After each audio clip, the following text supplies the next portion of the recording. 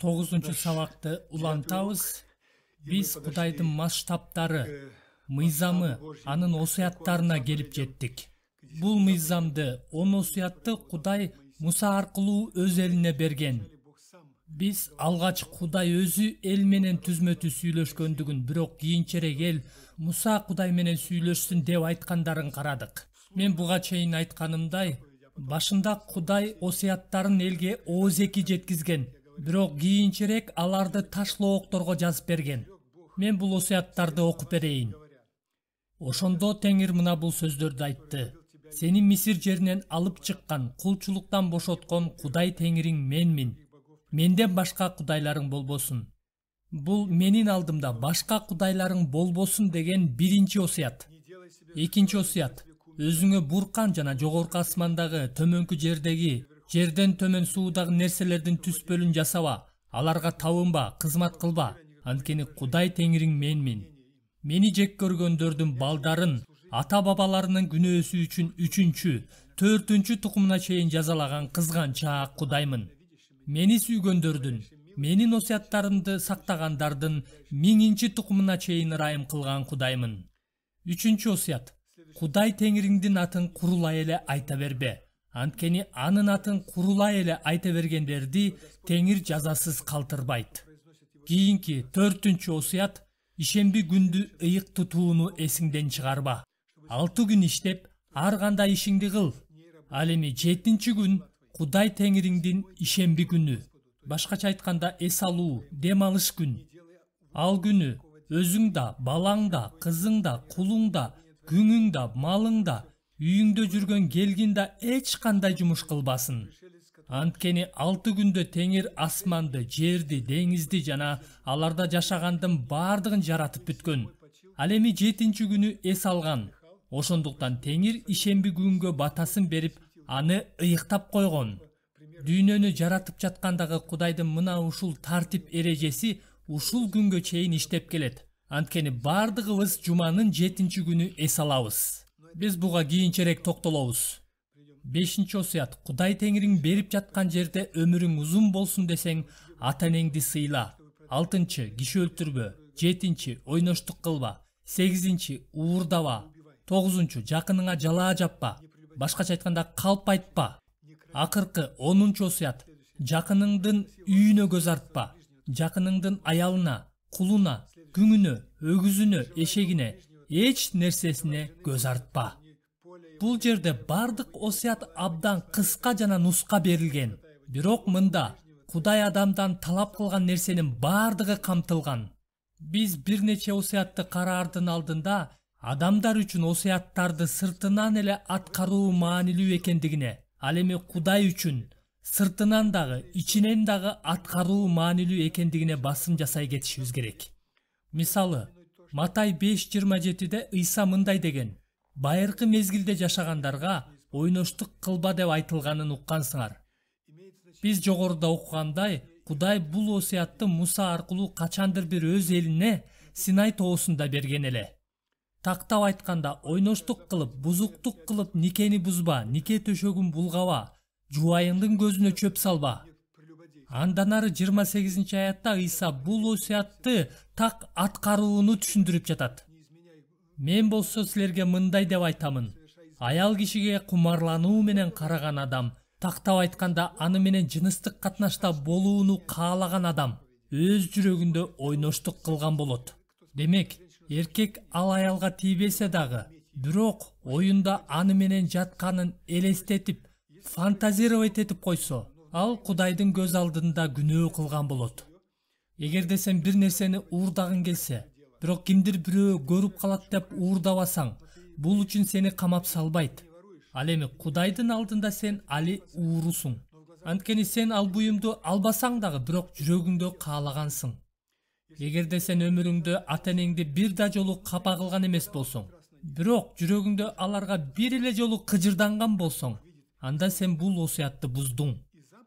Кудай осуяттардын аткарылышына кандай карагандыгын түшүнүп жатасыңарбы?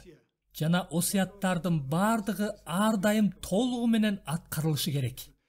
Жакыптын каты 2:10-до: ким мыйзамдын баарын аткарып жүрүп, Алардын бирин эле бузса, бүт мыйзамды бузган болот деп жазылган. Мыйзамдын алдында күнөөкөр болуш үчүн мыйзамдын бардыгын бузуунун кереги жок. Бүт өмүрүңдө бир эле осуятты атүгүл сыртынан эмес ичинен эле бузуп койсоң, мыйзамдын алдында күнөөкөр болосуң. Жана күнөө үчүн жаза өлүм деп жазылган. Кудайдын талаптары кандай экендигин элестетип жатасыңарбы? Бүт өмүрүңдө бир эле осуятты бир эле жолу атүгүл сыртынан эмес ичинен эле бузган болсоң, бүт мыйзамды бузган болосуң. Мыйзам, осуят бул күзгү. Ал аркылуу биз өзүбүздү Кудай бизди көргөндөй көрө алабыз.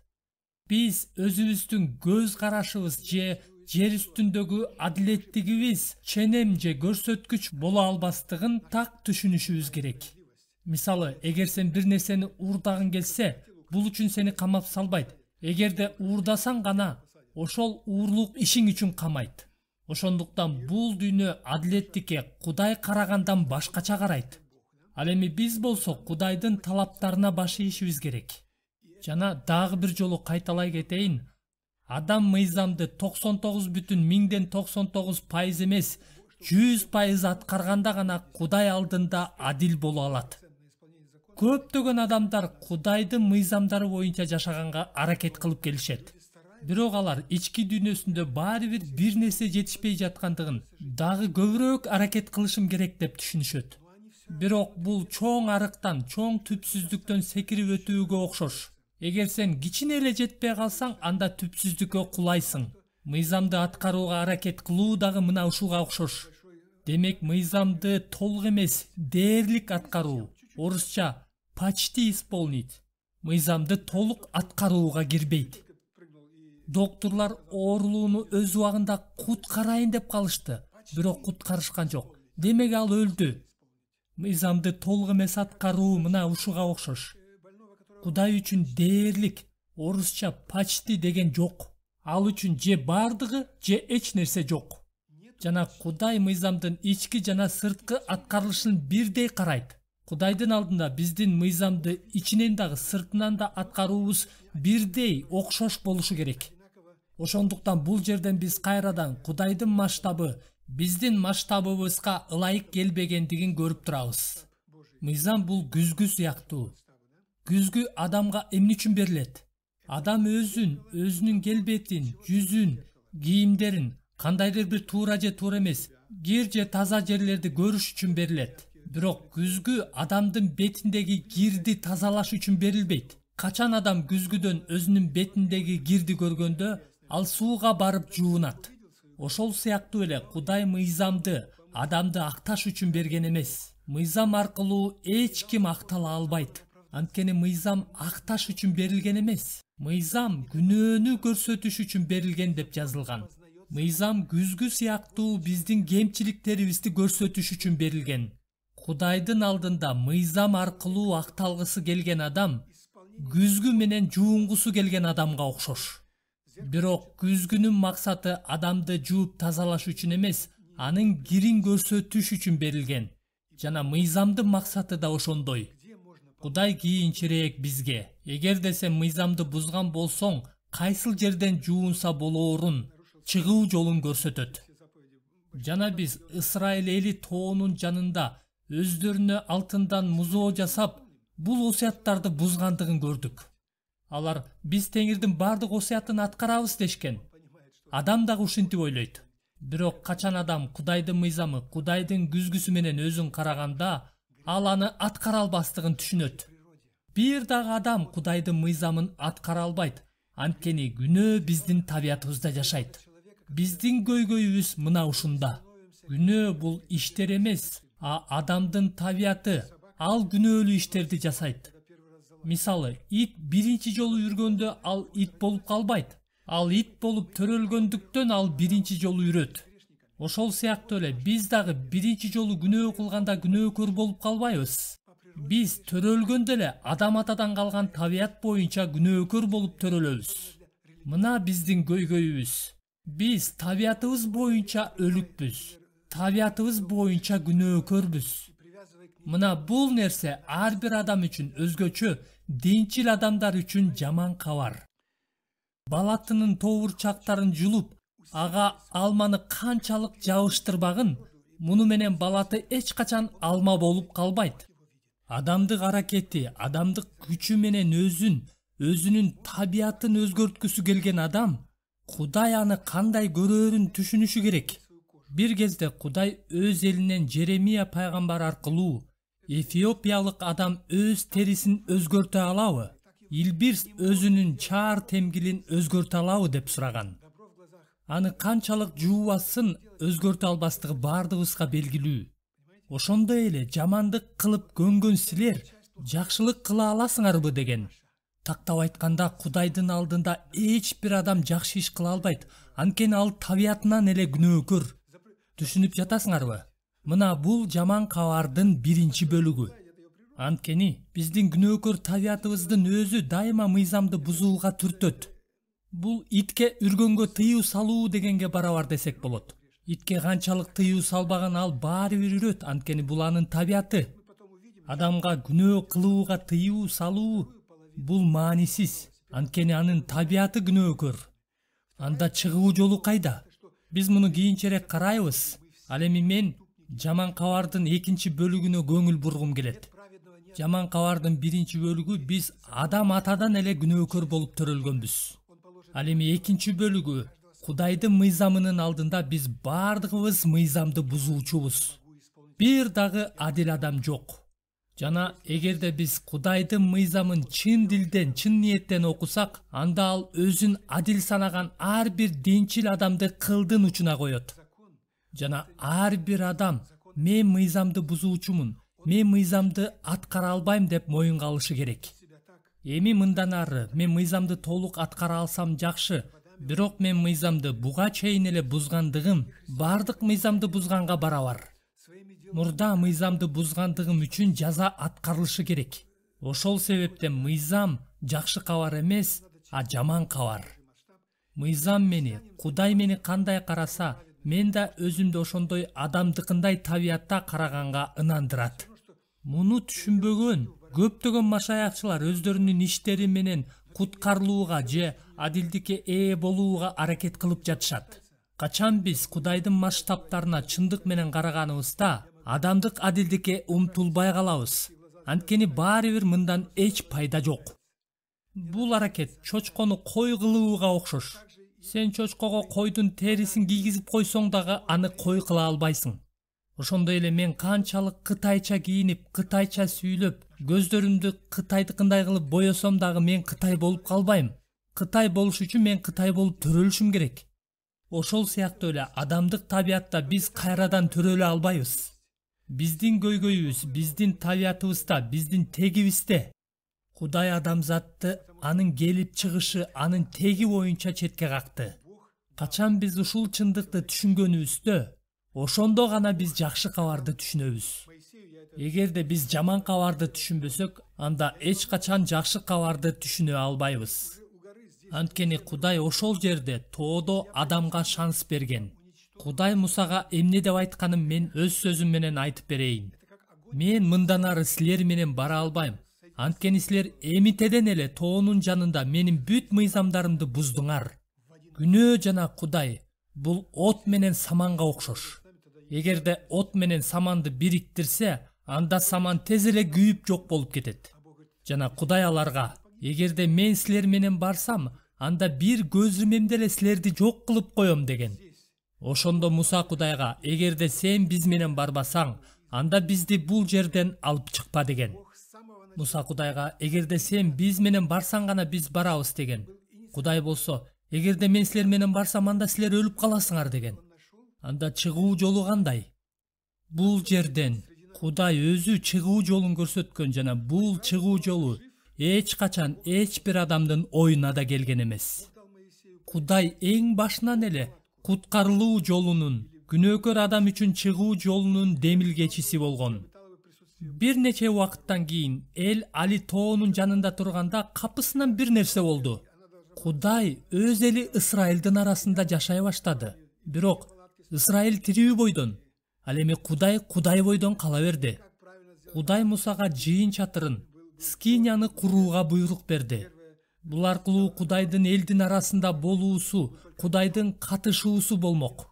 Бул чатыр кадимки эле чатырлардан турган материалдардан болгон. Бирок Муса аны Кудай берген көрсөтмө боюнча курушу керек болгон. Ал чатыр 3 бөлүктөн турган. Биринчи бөлүгү короо. Короонун ичинде курмандык чалынуучу жай турган. Ал короого бир гана эшик менен киришкен. Эсиңерде болсо, Нух курган кемеге бир гана эшик менен киришкен. Бул жыйын чатырында да бир гана эшик болгон. Эшиктен кирер замат курмандык чалынуучу жай болгон. Ал жерде малды курмандыкка чалып, анын канын төгүшкөн. Ошентип биринчи бөлүккө короо жана курмандык чалынуучу жай кирген. Андан кийин экинчи бөлүк болгон. Экинчи бөлүктө нан курмандыгы коюлуучу үстөл, алтын шамдал жана жыпар жыттуу зат түтөтүлүүчү жай болгон. Бул жайда курмандык чалышкан эмес. Бул жайда жыпар жыттуу заттарды гана түтөтүшкөн. Нан курмандыгы коюлуучу үстөлдүн үстүндө нандар турган, аларды күн сайын алмаштырып турушкан. Жана бул нан курмандыгы, ыраазычылык курмандыктары болгон. Ыйык жайдан кийин ыйыктын ыйыгы болгон. Аны ортосунан көшөгө бөлүп турган. Ыйыктын ыйыгына эч ким кире алган эмес. Ыйык жай экинчи бөлүк, ыйыктын ыйыгы үчүнчү бөлүк болгон.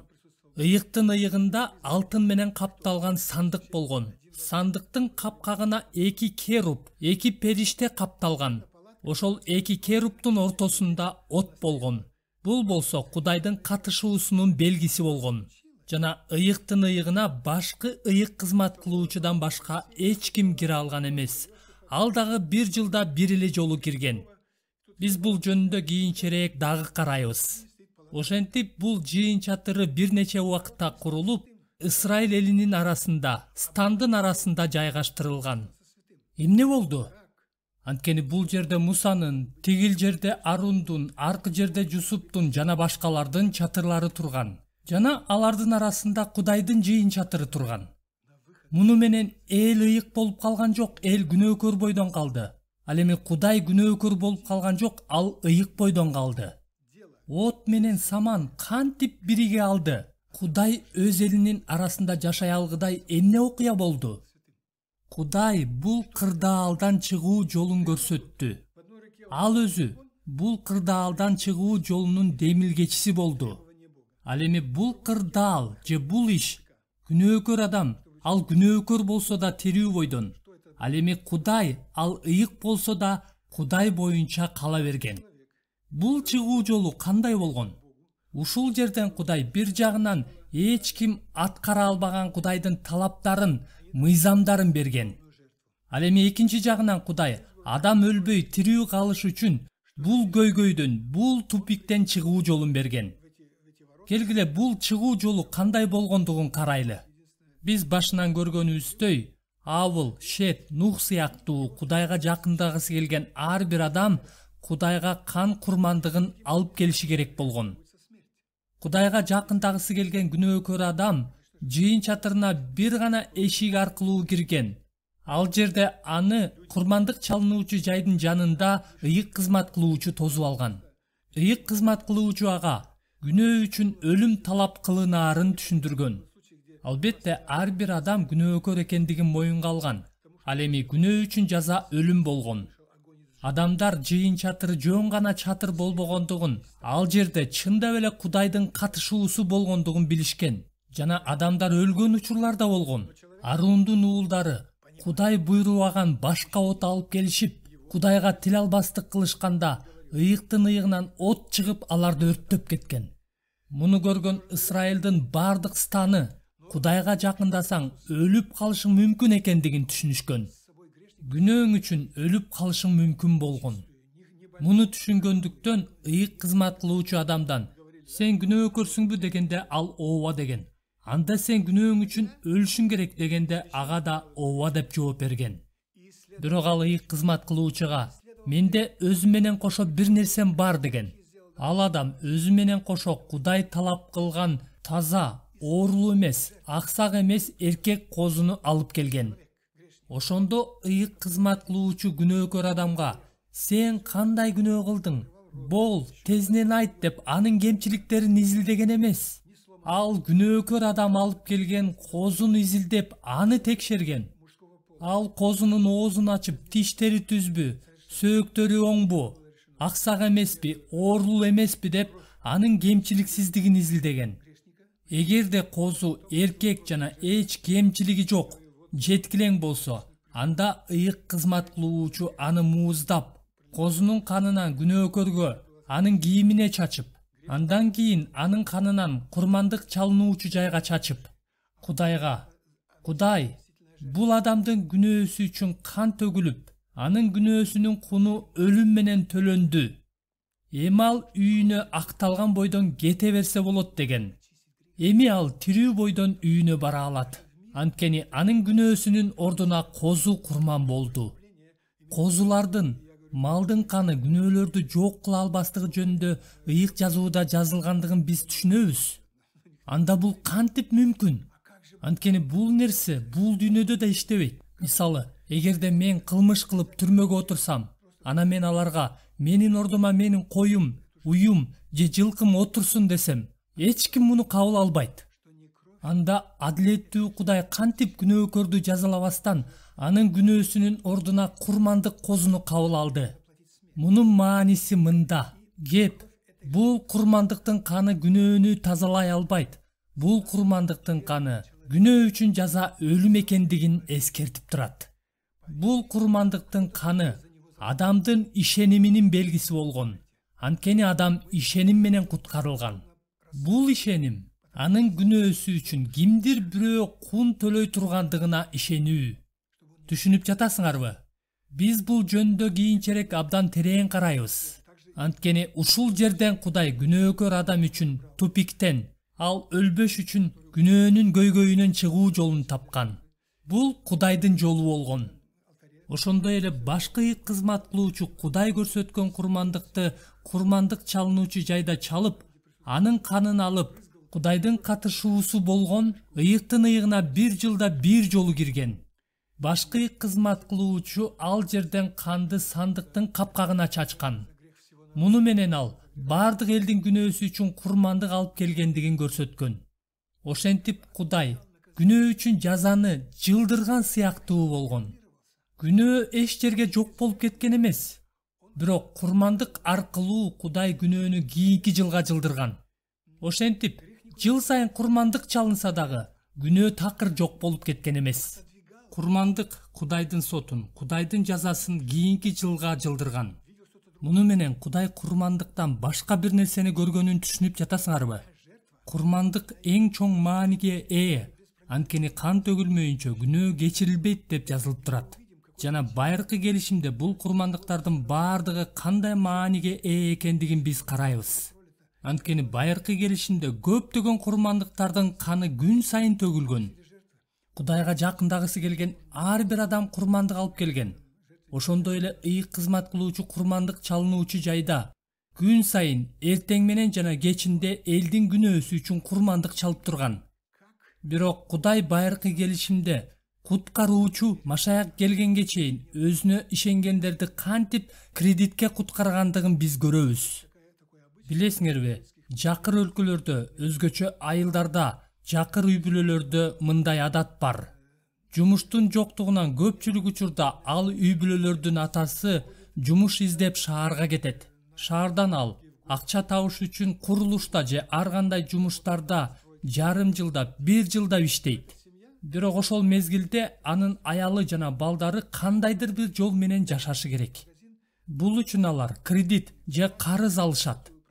Алар дүкөнгө барып карызга картошка же шекер жана башка нерселерди алышат. Жана сатуучу берген товардын баасын өз дептерине жазып, алар анын баасын төлөбөсө дагы аларга берет. Бирок качандыр бир мезгилде күйөөсү келип, ал дептерде жазылгандын бардыгынын баасын төлөйт. Ага карыздын баасын төлөөгө туура келет. Бирок сатуучу ал үй бүлөнүн атасы бир жерде иштеп жатканына ишенгендиктен аларга кредитке берип турат. Ошол сыяктуу эле Кудай өзүнө курмандыктарды алып келген адамдарды кредитке куткарган. Алардын бул нерсеге болгон ишеними куткарылууга жетүүгө укук берген. Алар бул койдун жана бул малдын каны күнөөнү толук жууй албаса дагы, Бул кан качандыр бир мезгилде куткаруучу келе тургандыгынын белгиси болгондугуна ишенишкен. Бул кан бир кезде куткаруучу келип, бардык күнөөлөрдүн кунун төлөй тургандыгынын белгиси жана кепилдиги болгон.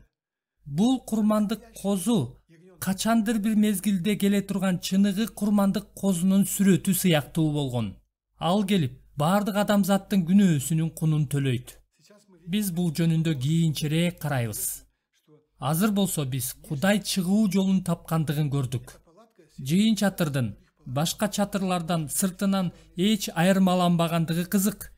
Ал ошол эле жүндөн, ошол эле кездемеден жасалган. Жана стандын үстүнөн караганда ал Мусанын, Жусуптун, Бенжеминдин чатырына эле окшош болгон. Бирок ал башка чатырлардан айырмаланып, анын ичинде Кудай жашаган. Сыртынан караганда ал адамдардын чатырына эле окшош болгон. Бирок анын ичинде Кудай жашаган. Биз муну кийин жакшыраак түшүнүшүбүз үчүн бул дагы Кудайдын белгиси, Кудайдын адамзатты куткаруу жолундагы, күнөөкөрдү куткаруу ишиндеги анын принциби, анын планы. Мен дагы бир жолу кайталап кетейин. Кудайдын бул планын машаякчылар дагы, мусулмандар дагы эч бир адам ойлоп тапкан эмес. Негизи эле адамдын Эден багынан эле күнөөгө батышынан чыгуу жолун дүйнөдөгү эч бир дин таба алган эмес. Бир гана Кудай адамзатты шайтандын жана күнөөнүн кулчулугунан куткаруу иштеринин демилгечиси болгон. Анткени бүткүл адамзат күнөөгө батуусу менен шайтандын жана күнөөнүн кулчулугуна кабылган эле. Нух кемени кандай кылдаттык менен кургандыгына биз көңүл коюп карашыбыз керек. Ал кемени Кудай берген көрсөтмө, чийме боюнча курган. Муса тоодо жыйын чатырын кандай курушу керектиги жөнүндө так көрсөтмө алган. Ал эч нерсени өзү ойлоп таппастан, Кудай кандай материал колдон десе, узундугу, бийиктиги, туурасы кандай болсун десе, так ошондой курушу керек болгон. Жана Муса кунт коюп тил алып, Кудай кандай айтса так ошондой аткарган. Ошондуктан биз дагы азыр өзүбүз эч нерсени ойлоп таап жана кошо албайбыз. Биз Кудайдын оюн, анын эркин билип жана жаңылып калбашыбыз үчүн кантип туура кылышыбыз керектигин билишибиз керек. Кийинкиде Кудай бизге ыйык китепти ачып берген Ысрайылдын сапарын жана адамзаттын тарыхын карайбыз.